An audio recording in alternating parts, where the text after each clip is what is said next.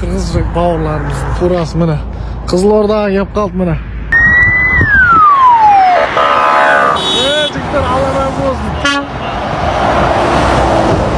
Yol tartıp bара жатқанда Kırgız bavurlarımız, Kırgız azamatlar da barıp soyakta kömek berip atыр eken. Bularga algısımızды bildiremiz. Қазақ, Kırgız bir tuğan degen bayağıdan kalgan жақсы atak var. Әрі biz шекаралас елміз. Birimizдің басымызға түскен тағдырды екіншіміз көтеруге әр уақытта жаңағы белсенділік танытып, бауырмашылдығымызды білдіріп тұрамыз. Ақ жол болсын. Барған жерлеріңізде жаңағы жұртқа беретін жаңағы көмектеріңізді Алла қабыл алсын.